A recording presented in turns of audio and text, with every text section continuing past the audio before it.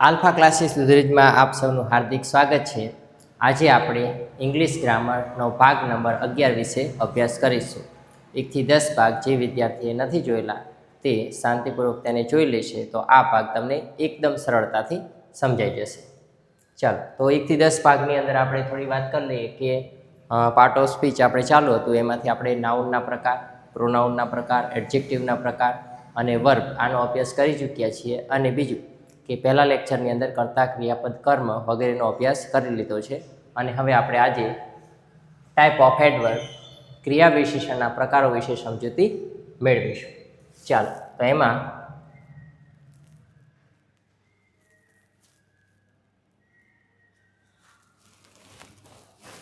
તો type of adverb એટલે ક્રિયા વિશેષણના પ્રકારો એ કયા કયા છે એ આપણે જોઈશું। પહેલાં આપણે ક્રિયા વિશેષણ એટલે શું તે જોઈ લઈએ, બરાબર છે, પછી એના પ્રકારો વિશે અભ્યાસ કરીશું।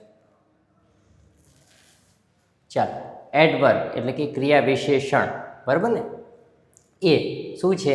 એવો શબ્દ છે જે ક્રિયાપદ, વિશેષણ અને અન્ય ક્રિયા વિશેષણના અર્થમાં વધારો કરે છે અથવા તેના વિશેષ વધારાની માહિતી આપે છે। સરળ શબ્દોમાં કહીએ તો કોઈ ક્રિયા ક્યારે થઈ, ક્યાં થઈ, કેવી રીતે થઈ, કેટલી વાર થઈ, કેમ થઈ, તો આ બધા જે શબ્દો હોય છે તે દર્શાવતા શબ્દને એડવર્બ એટલે કે ક્રિયા વિશેષણ કહે છે, બરાબર છે। ચાલો આપણે એનો વારંવાર એક પછી એક અભ્યાસ કરીશું। કારણ કે અહીંયા લખેલું છે કે જે ક્રિયાપદ, ધારો કે હું દોડું છું તો દોડવું એ શું છે? ક્રિયાપદ છે, બરાબર ને। હવે હું એમ કહું હું ઝડપી દોડું છું તો ઝડપી એ શું થઈ જશે? ક્રિયા વિશેષણ। પછી વિશેષણ, ધારો કે વિશેષણ તરીકે આપણે જોઈએ કે વિશેષણના અર્થમાં કેવી રીતે વધારો કરે। ધારો કે હું એમ કહું કે બ્યુટીફુલ ફ્લાવર, બરાબર ને, તો ફ્લાવર એટલે નામ, બ્યુટીફુલ એટલે વિશેષણ અને વેરી બ્યુટીફુલ ફ્લાવર તો વેરી શું થઈ જશે? ક્રિયા વિશેષણ થઈ જશે। તો એવી રીતે બંનેના અર્થમાં વધારો કરે છે, ખાસ એટલું યાદ રાખવાનું ક્રિયાપદ। અને પછી ઘણી વખત એવું પણ થાય કે એકનો એક શબ્દ તમે વારંવાર વાપરો, ધારો કે the rose is very very beautiful, તો એમાં જે એક વેરી છે એ તો વિશેષણ છે જ, પણ ક્રિયા વિશેષણ છે જ, પણ એની આગળનું જે બીજું વિશેષણ છે એ પણ એની આગળનું જે બીજું છે વેરી એ પણ ક્રિયા વિશેષણ જ થશે। એટલા માટે અહીંયા લખેલું છે કે ક્રિયાપદના અર્થમાં વધારો કરે, વિશેષણના અર્થમાં વધારો કરે અને પોતાની જેવા જ ક્રિયા વિશેષણના અર્થમાં વધારો કરે તો તેને શું કહે છે? ક્રિયા વિશેષણ કહે છે। હવે આપણે ક્રિયા વિશેષણના પ્રકારો વિશે પહેલાં માહિતી મેળવીશું અને પછી એની અંદર ડિટેલમાં અભ્યાસ કરીશું। ચાલો, એડવર્બ ઓફ મેનર એટલે કેવી રીતે, રીતદર્શક ક્રિયા વિશેષણ। પછી છે એડવર્બ ઓફ પ્લેસ એટલે કે સ્થળદર્શક ક્રિયા વિશેષણ। પછી છે એડવર્બ ઓફ ટાઈમ એટલે સમયદર્શક ક્રિયા વિશેષણ। હવે ધોરણ 10ના અને 9ના વિદ્યાર્થીને જે ફંક્શન પૂછાય છે એ બધા ફંક્શન આ જ છે, બરાબર ને, આમાં એ જ શબ્દો આવશે બધા। એડવર્બ ઓફ ફ્રીક્વન્સી તો કેટલી વાર, આવૃત્તિ દર્શક, અહીંયા આવૃત્તિ લખેલું છે, લખવામાં કોઈ ભૂલ ના કરતા, અહીંયા મિસ્ટેક થઈ ગઈ છે, એક સ્પેલિંગ મિસ્ટેક છે, આવૃત્તિ લખેલું છે, આવૃત્તિ દર્શક ક્રિયા વિશેષણ। પછી એડવર્બ ઓફ ડિગ્રી અથવા ક્વોન્ટિટી એટલે પ્રમાણ દર્શક ક્રિયા વિશેષણ। પછી એડવર્બ ઓફ રીઝન કોઝ તો કારણ દર્શક ક્રિયા વિશેષણ। પછી છે adverb of affirmation and negation તો એનું થશે હકારાત્મક અથવા નકારાત્મક દર્શક ક્રિયા વિશેષણ। પછી છે રિલેટિવ એડવર્બ એટલે કે સંબંધક દર્શક વિશેષણ। પછી છે ઇન્ટ્રોગેટિવ એડવર્બ એટલે કે પ્રશ્નાર્થ દર્શક ક્રિયા વિશેષણ। તો આ ક્રિયા વિશેષણના પ્રકાર છે, હવે આપણે તેને એક પછી એક ભણીશું।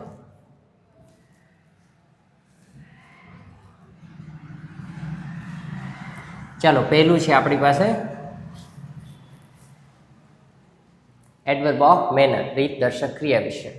ક્રિયા કેવી રીતે કે કઈ રીતે થઈ તે દર્શાવવા માટે ઉપયોગ થાય છે। ઉદાહરણ ક્વિકલી, સ્લોલી, બ્યુટીફુલી, કેરફુલી અને હાર્ડ।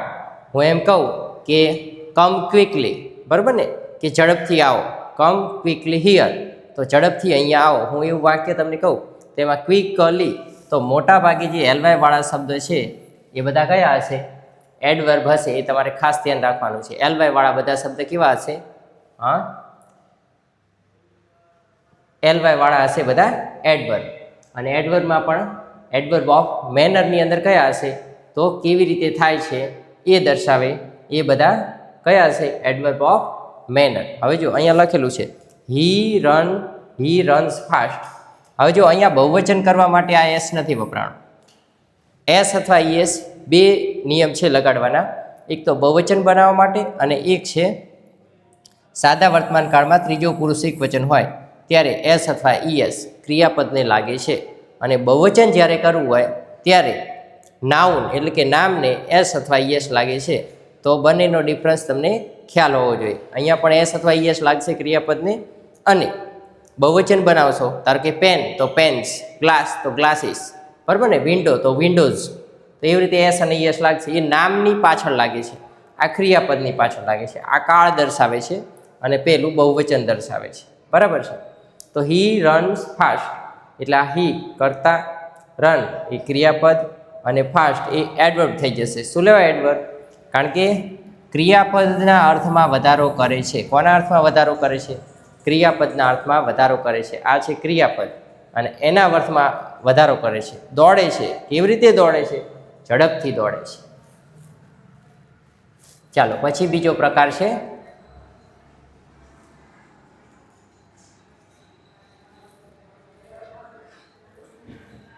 Adverb of place. આમાં સ્થળ દર્શક શબ્દ આવશે. ક્રિયા ક્યાં થઈ તે દર્શાવવા માટે ઉપયોગ થાય છે. તો હિયર એટલે અહીંયા, ધેર એટલે ત્યાં, આઉટસાઇડ એટલે બહાર, ઇનસાઇડ એટલે અંદર, એવરીવ્હેર એટલે દરેક જગ્યાએ. હવે જો આ શબ્દ છે એના સ્પેલિંગ, ઉચ્ચારણ અને અર્થ તમારે હરેક લેક્ચરમાં સાથે સાથે જ જેને નથી આવડતા તેને યાદ રાખી લેવાના છે અને જેને આવડે છે તેને રિપીટ કરી લેવાના છે. તો પ્લીઝ કમ હિયર. હવે જો કમ એટલે આવવું અને હિયર એટલે અહીંયા. તો કમ એટલે આવવું. ક્યાં આવો? તો કે અહીંયા આવો. તો આ ક્રિયાપદના અર્થમાં વધારો કરે છે એટલા માટે હિયરને શું કહીશું? એડવર્બ કહીશું. અને સ્થાન દર્શાવે છે એટલા માટે એડવર્બ ઓફ પ્લેસ કહીશું.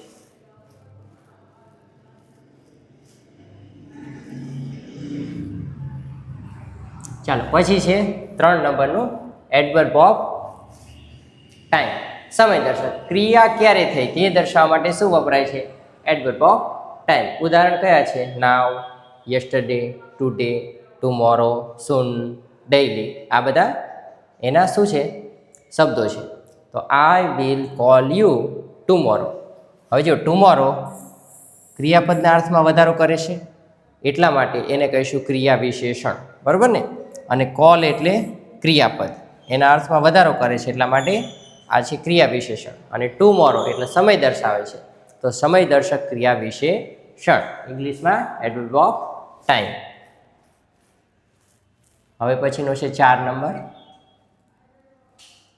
Adverb off frequency. કેટલી વાર, ઘણી વાર, થોડી વાર, બરાબર છે. ઉપયોગ. ક્રિયા કેટલી વાર થઈ તે દર્શાવવા માટે વપરાય છે. કેટલી વારમાં જો ઓલવેઝ હંમેશા થાય છે, નેવર ક્યારેય નથી થતી, ઓફન ઘણી વાર થાય છે, સમટાઈમ કેટલીક વાર થાય છે, યુઝ્યુઅલી તો સામાન્ય રીતે થાય છે, બરાબર. હવે એનું વાક્ય છે તો C always speak the truth. હવે જો સ્પીક એટલે બોલવું ક્રિયાપદ છે. આ ક્રિયાપદના અર્થમાં વધારો કરે છે એટલે આ ક્રિયા વિશેષણ છે. અને શું દર્શાવે છે? એની શું દર્શાવે છે? ફ્રીક્વન્સી, કેટલી વાર. તો હંમેશા એ બોલે જ છે, બરાબર. તો હંમેશા તે સત્ય બોલે છે. તો એ શું થઈ ગયું? Adverb off frequency.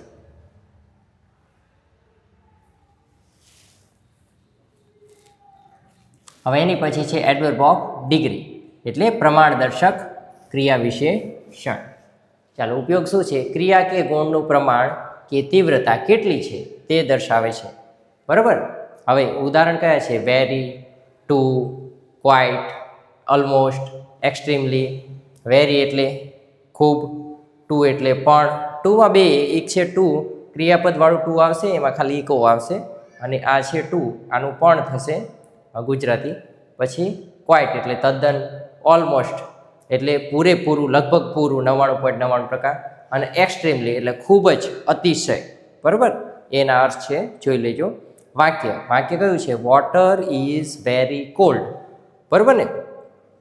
હવે જો ઇઝ એટલે ક્રિયાપદ, ઇઝ એટલે છે, અને વેરી એટલે ઘણું બધું, ધ્યાન રાખજો, વેરી એટલે ઘણું બધું. પણ અહીંયા તમારે બે વાતનું ખાસ ધ્યાન રાખવાનું છે કે અહીંયા જુઓ, ક્રિયાપદના અર્થમાં પણ વધારો કરે છે, અને બીજું ક્રિયાપદને પણ દર્શાવે છે, સાથે સાથે આ શબ્દને પણ દર્શાવે છે. કેવી રીતે? કારણ કે વોટર ઇઝ વેરી કોલ્ડ, તો હવે તમે સમજો, આ વોટરને તમે થોડી વાર આ બાજુ લગાડી દો, વોટર. હવે સમજો, કોલ્ડ શબ્દ શું થયો? વિશેષણ થશે. કેમ? કારણ કે વોટર એ નાઉન છે, તો નાઉનના અર્થમાં વધારો કરશે, એને કહીશું આપણે એડજેક્ટિવ.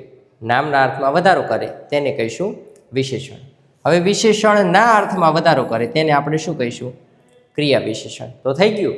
તો વેરી એ શું આવી ગયું? ક્રિયા વિશેષણ. હું કોઈ એક શબ્દ બોલું, ખાલી એક જ શબ્દ બોલીશ કે બ્યુટીફુલ, તો આ શબ્દ શું થશે? ક્રિયા વિશેષણ. કેમ? તમારે એવું સમજવાનું છે કે કોઈ વસ્તુ, કોઈ વ્યક્તિ, બરાબર ને, એ બ્યુટીફુલ હશે તો એનું પણ નામ હશે. તો બ્યુટીફુલ ફ્લાવર, તો ફ્લાવર એ નામ છે, બ્યુટીફુલ એ શું થઈ ગયું? એનું વિશેષણ થઈ ગયું, બરાબર. તો એવી રીતે જ્યારે અમુક વખત જો પાછળ કોઈ શબ્દ નથી આપેલો તો તમારે મગજથી વિચારી લેવાનું છે અહીંયા પાછળ કોઈક નાઉન છે. એવા ઘણા બધા શબ્દો આવશે.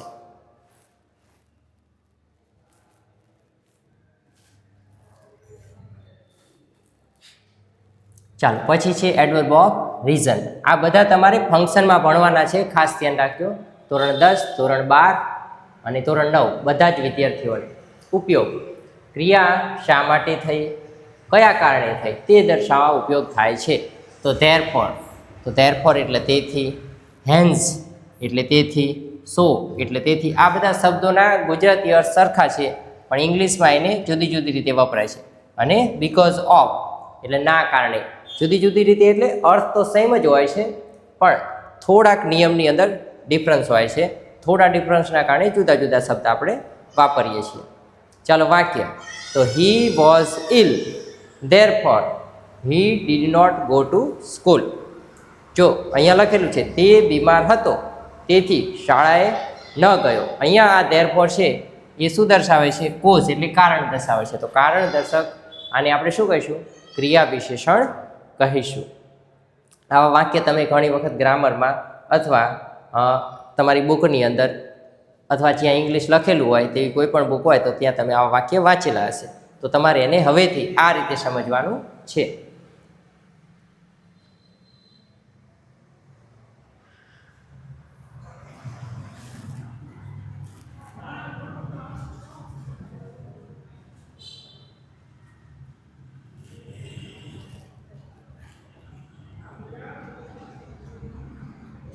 પછી છે એડવર્બ ઓફ અફર્મેશન અને નેગેશન. તો હકારાત્મક અને નકારાત્મકની વાત કરેલી. ઉપયોગ: તો ક્રિયાની મંજૂરી, ખાતરી અથવા અસ્વીકાર દર્શાવવા માટે ઉપયોગ થાય છે, હકાર અથવા નકાર બંને. ઉદાહરણો: યસ, નો, સર્ટેનલી, ડેફિનેટલી, શ્યોરલી, નેવર. હવે જો આ બધા શબ્દો તમને ખ્યાલ જ હશે. યસ એટલે હા, નો એટલે ના, સર્ટેનલી એટલે ચોક્કસ, પછી ડેફિનેટલી એટલે પણ ચોક્કસ, પછી શ્યોરલી એટલે ખરેખર, અને નેવર એટલે ક્યારે નહીં. આ બધા શબ્દો તમે વારંવાર વાંચેલા હશે, સાંભળેલા હશે, અર્થ પણ તમને ખ્યાલ હશે મોટાભાગના, પણ એને વપરાય છે આ રીતે એ તમને અત્યારે મોટાભાગના વિદ્યાર્થીઓને જાણ થઈ હશે. ચાલો, I will certainly help you. હું તમને ચોક્કસપણે તમારી મદદ કરીશ. હવે જો હેલ્પ એટલે ક્રિયાપદ અને સર્ટેનલી એટલે કરીશ જ, તો એનો મતલબ શું થયો? આ ક્રિયા વિશેષણ છે અને ચોકસાઈ દર્શાવે છે, એટલા માટે કહ્યું છે કે એડવર્બ ઓફ અફર્મેશન અથવા નેગેશન. એટલે હકારાત્મક અથવા નકારાત્મક ક્રિયા વિશેષણ.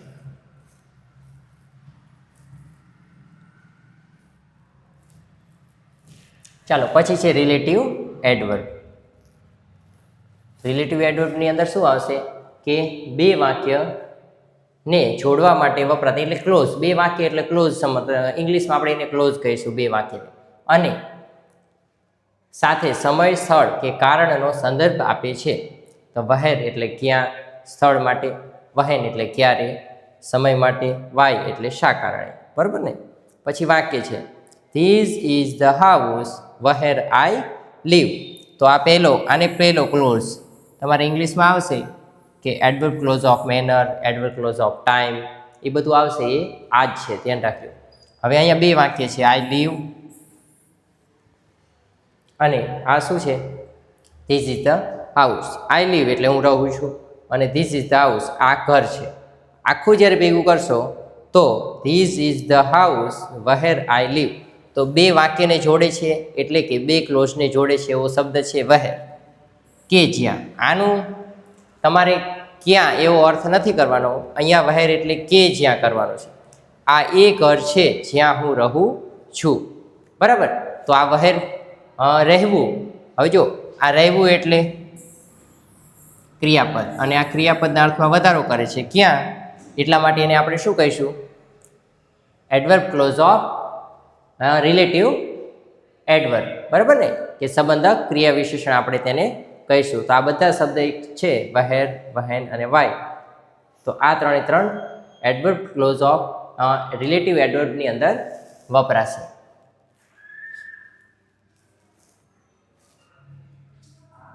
ચાલો પછીનું છે 9 નંબર,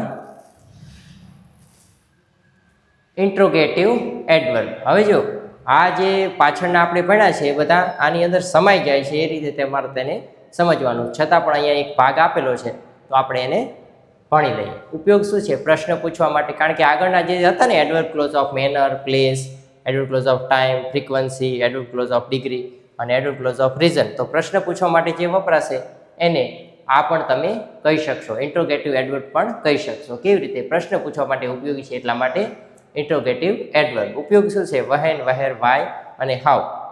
અને વાક્ય શું છે, વહેર ડુ યુ લીવ, તમે ક્યાં રહો છો. બરાબર ને. તો અહીંયા વહેર છે એ શું થઈ જશે, ઇન્ટ્રોગેટિવ એડવર્બ. આગળ આપણે જ્યારે પ્રોનાઉન ભણેલા હતા ત્યારે આપણે જોયું હતું કે વહેર, વહેન, વહેર, વાય અને હાઉ આ ચાર શબ્દ એડવર્બ તરીકે વપરાશે. આગળના આપણે લેક્ચરની અંદર તમને કીધેલું હતું.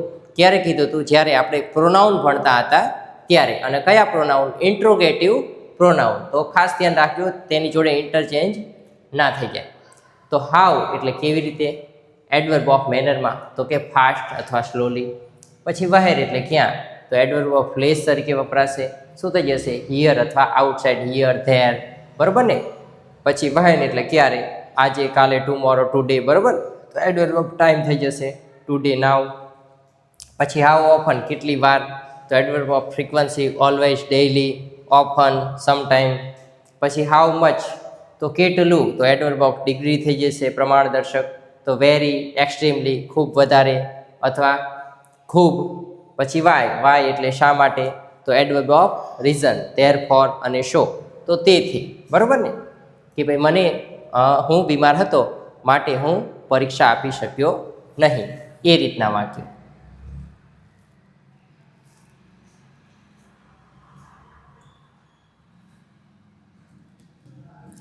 ચાલો પછી છે એડવર્બ બનાવવાનો અને વાક્યનો મુખ્ય નિયમ. એડવર્બ બનાવવાનો નિયમ એવું સમજો તમે. તો શું છે, એલવાય પ્રત્યય. આગળ આપણે જે રીતે વાત કરી તો મોટા ભાગે એલવાય લાગશે ત્યારે એડવર્બ બનશે. સ્લોલી, બ્યુટીફુલી, ક્વિકલી એવા શબ્દ. પછી અપવાદ, અપવાદમાં છે ગુડ, તો ગુડનું એડવર્બ થઈ જશે વેલ. ધાર કે હું એવું લખું કે ધીસ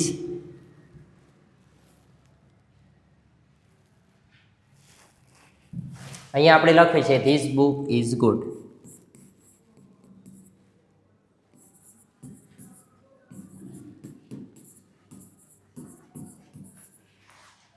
અથવા ધીસ ઇઝ ગુડ બુક.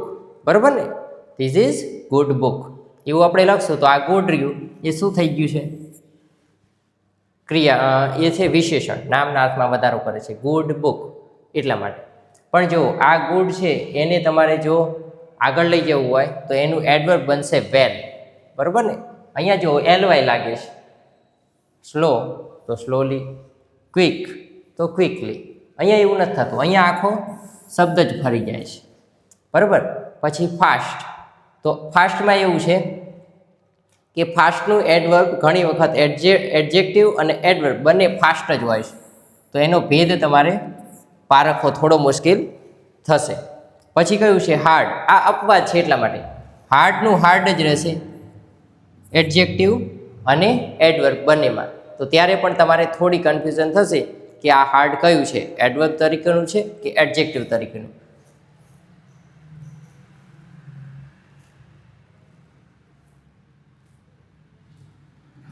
ચાલો પછી છે મહત્વના મુદ્દાઓ. તો એડજેક્ટિવ વર્સિસ એડવર્બનો તફાવત. તો નાનામાં નાના અર્થમાં વધારો કરે, ઉદાહરણ તરીકે હી ઇઝ સ્માર્ટ બોય, બરોબર ને. પછી એડવર્બ ક્રિયાના અર્થમાં વધારો કરે, હી સ્પીક્સ સ્માર્ટલી. અહીંયા જો નામ છે, નામના અર્થમાં વધારો કરે તો વિશેષણ. પછી આ છે ક્રિયાપદ, ક્રિયાપદના અર્થમાં વધારો કરે તો ક્રિયા વિશેષણ. એ રીતે આપણે જોવાનું છે. ભલે અહીંયા લખેલું હોય કે નાનામાં નાના અર્થમાં વધારો કરે, આપણે ખાલી સાદો જે નિયમ આપણે ભણ્યા હતા કે નામના અર્થમાં વધારો કરે તો એડજેક્ટિવ, વિશેષણના અર્થમાં વધારો કરે તો ક્રિયા વિશેષણ. એ જ રીતે યાદ રાખવાનું. પછી મેનર, પ્લેસ અને ટાઈમ પોઝિશન દર્શાવતા એડવર્બ તરીકે વપરાય છે, વાક્યના અંતે આવે છે. પછી ફ્રીક્વન્સીમાં શું આવે તો એડવર્બ જેમ કે ઓલવેઝ, નેવર મુખ્ય ક્રિયાપદ પહેલાં આવે છે. તો આ નિયમ તમારે યાદ રાખવાના રહેશે. ચાલો તો અહીંયા આપણે આજે આપણો લેક્ચર સમાપ્ત કરીએ છીએ. અહીંયા આપણે ટાઈપ ઓફ એડવર્બ બધા પૂરા થઈ ગયા છે અને હવે આપણે કન્જક્શન, પ્રેપોઝિશન અને ઇન્ટરજેક્શન આ ત્રણનો અભ્યાસ કરીશું. એમાંથી કન્જક્શન અને પ્રેપોઝિશન થોડા મોટા છે અને એ બહુ જ વધારે મહત્ત્વના છે, કારણ કે કન્જક્શન પ્રેપોઝિશનનો ઉપયોગ કરી અને આપણે ઇનડાયરેક્ટ સ્પીચને મહેનત આપણે ઇનડાયરેક્ટ સ્પીચની અડધી કરી નાખશું, બરાબર ને. તમારે જે ત્યાં બધા શબ્દો ઓળખવાના આવશે, વાક્યને ક્રિયાપદ કેવી રીતે ઓળખવું, કોણ કર્તા છે, કોણ કર્મ છે, બરાબર ને, અને ક્યાંથી વાક્યના અન્ય શબ્દો ચાલુ થાય છે એને છોડી દેવા, બરાબર. તો એ બધું આપણે ક્યાંથી શીખશું? કન્જક્શન અને પ્રેપોઝિશન ભણશું, તેનો ઉપયોગ કરી અને ઇનડાયરેક્ટ સ્પીચને આપણે થોડી સહેલી બનાવી દઈશું. તો આની પછીનો પાર્ટ છે કન્જક્શન. તો કન્જક્શન તમે બધા જો સારી રીતે સમજી જશો તો તમને ઇનડાયરેક્ટ સ્પીચ સાવ સહેલી થઈ જશે. તો આવતા લેક્ચરમાં આપણે ઇનડાયરેક્ટ સ્પીચ કન્જક્શન વિશે અભ્યાસ કરીશું.